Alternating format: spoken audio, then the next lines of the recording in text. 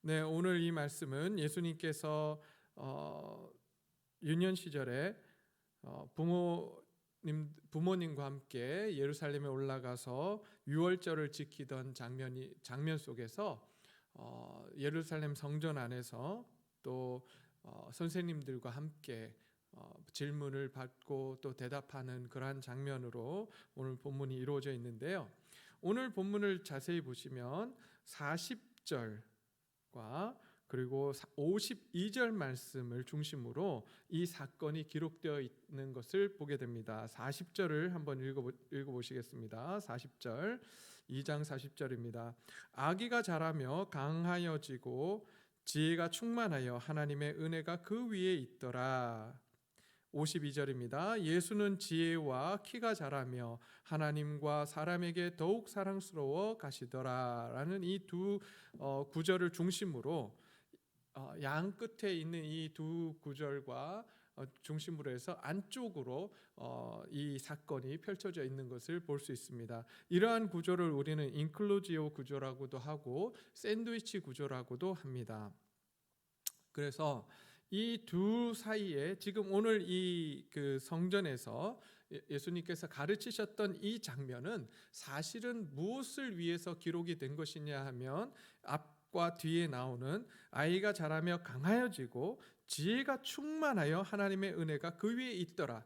그리고 예수는 지혜와 키가 자라가며 하나님과 사람에게 더욱 사랑스러워 가시더라라고 하는 이 두 구절을 증명해내는, 더 설명하는 그러한 사건으로서 이 중간 사건이 기록되어 있는 것입니다. 그래서 예수님께서 얼마나 지혜로우셨는지, 그리고 또 사람들의 하나님의 은혜가 또 그에게 얼마나 임했는지, 그래서 사람들에게 어떻게 사랑을 받았는지 하는 것을 오늘 이 본문 말씀을 통해서 지금 설명해 주고 있는 것입니다. 오늘 이 본문 말씀을 보시게 되면 언제 이 일이 일어났냐 하면 예수님께서 12살 되던 해 되었을 때에 그들이 이 절기의 관례를 따라 올라갔다라고 기록되어 있습니다. 여기서 이 절기라고 하는 것은 41절의 유월절입니다. 유월절 절기를 지키기 위해서 예수님의 부모님과 함께 예수님께서 지금 예루살렘으로 올라가셨던 것입니다. 해마다 여기 41절 보면 해마다 부모가 유월절이 되면 예루살렘을 갔다라고 기록되어 있습니다. 이 말씀은 무엇이냐면 매해 유월절을 지키기 위해서 예수님의 부모님과 예수님께서는 예루살렘으로 올라갔다라고 하는 것입니다. 사실 그 유대인의 남성들은 3대 절기를 지켜야만 했습니다. 그 3대 절기는 유월절, 그리고 오순절, 그리고 초막절이라고 하는 이 세 가지 절기였습니다. 유월절, 오순절, 초막절, 이 세 개의 절기는 반드시 예루살렘에 올라가서 지켜야만 했습니다. 출애굽기 23장 14절로 17절, 그리고 출애굽기 34장 23절, 그리고 신명기 16장 16절에 나와 있습니다. 이렇게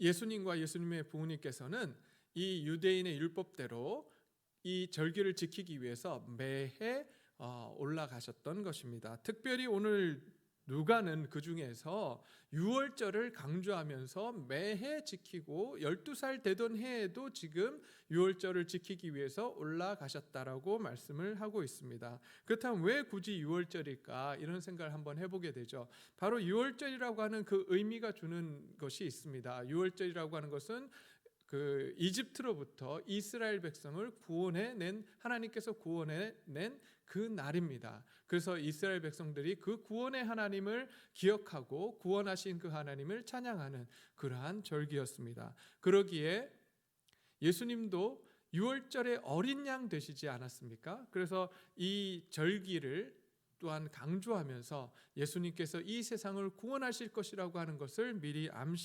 암시하고 있는 것입니다. 그러면서 이 유월절을 지켰다라고 하는 것을 지금 말씀해 주고 있습니다. 사실 예수님께서도 율법을 잘 지키셨습니다. 우리가 율법하면 굉장히 나쁜 것으로 이렇게 인식이 되어 있는 부분도 없지 않아 있습니다. 그러나 율법 자체가 나쁜 것은 아닙니다. 율법의 정신을 무시하고 형식만을 강조할 때 그것이 문제가 되는 것이지, 율법 자체, 하나님께서 주신 율법은 문제가 되지 않습니다. 오히려 사람을 보호하고 인간들을 더욱더 보호하기 위해서 하나님께서 주신 것이 바로 율법입니다.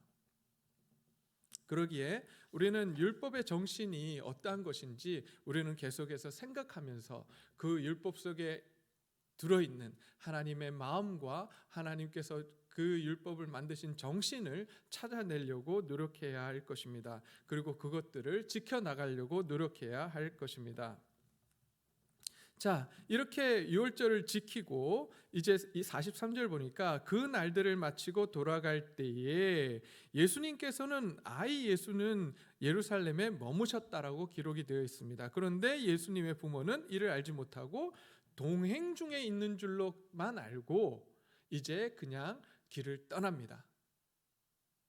자, 여기서 좀 궁금해요. 어떤 부모가 자기 자녀를 챙기지 않고 그냥 간단 말인가? 이렇게 우리 생각할 수 있잖아요. 그래서 예수님의 부모가 너무 이렇게 무관심했던 거 아니냐 이렇게 이야기할 수 있는데, 사실 앞에서도 이야기가 되어 있지만 12살까지 계속해서 매해 유월절을 지켰다라고 지금 기록이 되어 있습니다. 이 말은 뭐냐면 예수님께서 이제 유월절을 지키고 내려오는 동안에 이렇게 이번만 사라진 게 아니셨던 거죠. 사실은 몇 차례 예수님께서 함께 부모와 가지 않고 친구들이나 친족들이나 이렇게 함께 그 길을 떠났다가 나중에 다시 예수님이 그 가족에게로 돌아왔던 그런 일들이 있었다는 거예요. 그렇기 때문에 오늘 본문 말씀을 보면 동행 중에 있는 줄로 생각하고 하룻길을 갔다라고 기록이 되어 있는 것입니다.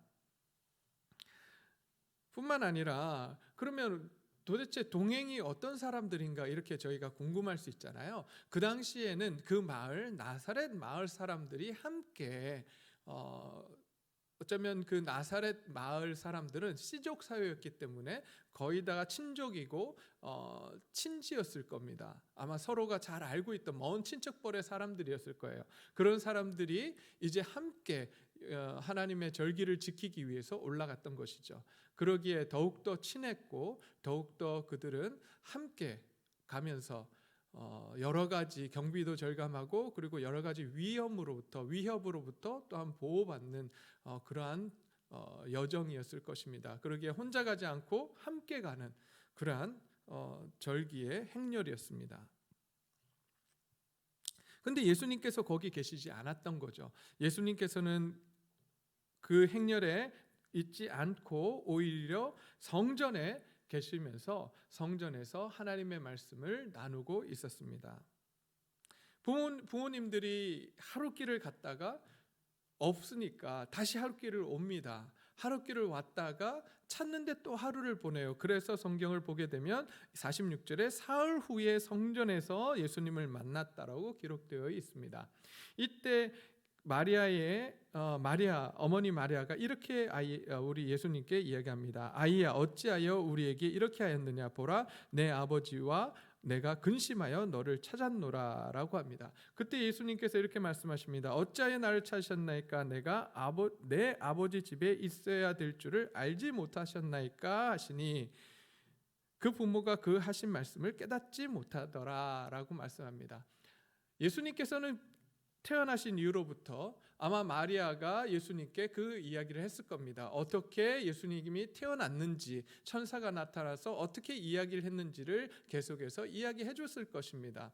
그런데 시간이 지나면서 예수님은 그 자신의 정체성을 계속해서 기억하며 살아가셨는데 오히려 천사를 만나고 그 말씀을 들었던 마리아는 오히려 그 사실을 잊어버리고 있는 것입니다. 그래서 예수님께서 이 말씀을 하실 때 어찌하여 나를 찾으셨나이까? 내가 내 아버지 집에 있어야 될 줄을 알지 못하셨나이까? 라고 말씀하실 때 50절에 그 부모가 그가 하신 말씀을 깨닫지 못했다라고 하는 것입니다. 천사를 만나고 천사가 뭐라고 말씀했냐면 천사가 1장 32절에 지극히 높으신 이의 아들이라는 사실을 전했습니다. 바로 하나님의 아들이라고 하는 사실을 전했음에도 불구하고 마리아는 그 사실을 잊어버린 거죠. 잊어버리고 오히려 예수님께서 하신 말씀이 어떤 말씀인지 잃어버리고 지금 있는 것입니다. 예수님께서는 분명히 자기 자신이 어떠한 사람인지, 어떠한 정체성을 가져야 되는지 끊임없이 기억하려고 노력했던 분이셨습니다. 그런데 이 마리아는 그 후에 어떻게 또 바뀌었냐 하면, 계속해서 마리아는 몇 절이냐면 51절 보니까 뭐라고 되어 있냐면, 그 어머니는 이 모든 말을 마음에 두었더라. 예수님께서 하신 말씀을 깨닫지는 못했지만 그 사실을 다시 한번 마음에 두고 그것이 어떤 의미를 지금 담고 있는 것인지 마음에 두며 곱씹었던 그러한 마리아의 모습을 또한 볼 수 있습니다. 여기서만이 아니라 천사가 나타나서 이야기했을 때도 이 마리아는 그의 마음에 그 말을 두었다라는 말씀을 하고 있습니다. 우리도 또한 하나님께서 우리에게 말씀하실 때에 그 말씀을 그냥 잃어버리는 것이 아니라 오히려 그 말씀을 마음에 두고 또한 묵상하며 계속해서 생각하는 그러한 저와 여러분이 되시기를 소원합니다. 그렇게 해서 말씀이 우리 삶 가운데 온전히 이루어질 때까지 우리는 그 말씀을 계속해서 마음판에 새기고 가야 할 것입니다. 이렇게 예수님의 어머니 마리아는 예수님께서 어떠한 정체성을 가지셔야만 했는지 중간에 잊어버리고 있었습니다. 아마 우리 부모님들, 우리 자녀를 두고 있는 부모님들 항상 이 말씀을 기억해야 될 것 같아요. 왜냐하면 우리에게 주신 이 아이들은 하나님께서 주신 아이입니다. 내가 낳은 자녀 같지만 하나님께서 하나님의 뜻이 계셔서 우리에게 주신 아이예요. 그렇다면 우리는 어떻게 이 아이를 바라보고 또한 이 아이들에게 대해야 할지 우리는 다시 한번 이 새벽에 고민해야 할 것 같습니다. 하나님 앞에서 고민하며 이 아이들을 어떻게 키워야 할지, 하나님께서 주신 아이이니 이 아이들을 어떻게 다뤄야 할지 하나님 앞에서 무릎을 꿇고 하나님께 물어보며 하나님의 지혜를 구하는 귀한 부모님들이 되시기를 소원합니다. 오늘 이 본문 말씀을 통해서 우리가 다시 한번 생각해야 될 것은, 예수님처럼 우리도 우리 자신들의 정체성을 계속해서 생각하며 살아가야 한다는 것이죠. 하나님의 아들로서의 예수님도 자신의 정체성을 위해서 계속해서 기억하려고 노력하고 애쓰셨다는 것을 또한 볼 수 있습니다. 그뿐만 아니라 뒤에 나오는 침례 요한의 사건 속에서도 하나님께서 예수님에게 분명한 정체성을 가르쳐 주십니다. 끊임없이 우리는 우리 자신에 대한 정체성을 잊지 않으려고 노력해야 합니다. 우리는 어떠한 존재들입니까? 하나님의 사랑받는 귀한 자녀들입니다. 하나님의 백성들입니다. 그러기에 우리는 오직 하나님만을 바라보고 하나님 아버지가 누구이신지를 깨닫고 그 하나님만을 의지하며 살아가는 귀한 동네제일교회 가족들이 되시기를 소원합니다. 뿐만 아니라 우리는 하나님으로부터 은혜 받은 자임을 기억해야 할 것입니다. 예수님께서 이렇게 지혜롭고 그리고 사람들에게 하나님께 사랑받고 그리고 사람들에게 사랑받을 수 있었던 한 가지 이유는 바로 하나님의 은혜가 예수님에게 가득히 임하셨기 때문입니다. 끊임없이 하나님의 은혜가 그 위에 있었기 때문에 예수님도 사람에게 칭찬받으며 또한 하나님께 사랑받는 귀한 존재가 되실 수 있었습니다. 우리도 마찬가지입니다. 우리도 하나님의 은혜가 아니고서는 우리가 하루하루를 살아갈 수 없고, 하나님의 은혜가 아니고서는 우리가 온전히 오늘 하루를 살 수 없으며 사람들에게 인정받을 수도 없으며 하나님께 인정받을 수도 없는 존재들인 것입니다. 그러기에 오늘 이 새벽에 우리가 하나님의 은혜를 구하는 귀한 동네제일교회 가족들이 되기를 소원합니다. 그렇게 우리가 하나님의 은혜로 풍성히 그리고 충만히 채워질 때에 우리는 하나님의 자녀로서 하나님의 백성으로서 온전히 살아가며 또한 사람들에게 하나님께 사랑받고 사람들에게 칭찬받고 사랑받는 귀한 삶을 살아가게 될 줄로 믿습니다. 오늘 이 새벽 그것을 위해서 함께 기도하기를 소원합니다. 하나님, 끊임없이 하나님의 은혜를 구하는 자 되게 하여 주시옵소서. 다른 것 구하지 않겠습니다. 오직 은혜만을 구하겠습니다. 오직 주의 사랑만을 구하겠습니다. 하나님 함께 해 주십시오. 우리 이렇게 하나님 앞에 구하는 그러한 귀한 시간 되기를 소원합니다. 또한 그래서 오늘 하루가 하나님의 은혜와 사랑으로 풍성히 차고 넘치는 귀한 하루가 되기를 또한 간절히 소원해 봅니다. 함께 기도하시겠습니다. 하나님, 오늘 이 주님의 말씀을 통해서 우리가 어떻게 오늘 하루를 살아가야 될지 다시 한번 생각해 봅니다. 예수님께서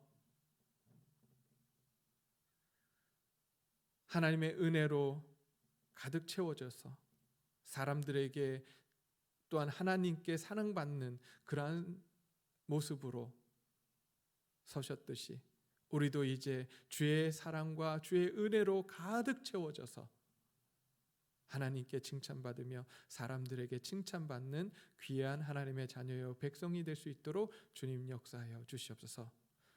오늘 하루 정말 은혜와 사랑이 풍성히 넘치는 하루가 될 수 있도록 주님 역사하여 주시옵소서. 그래서 우리 주위의 사람들이 나를 통해서 하나님이 주시는 그 평안함과 그 놀라운 안식을 누릴 수 있도록 주님 역사하여 주시옵소서. 감사를 드리며 예수님의 이름으로 기도드립니다.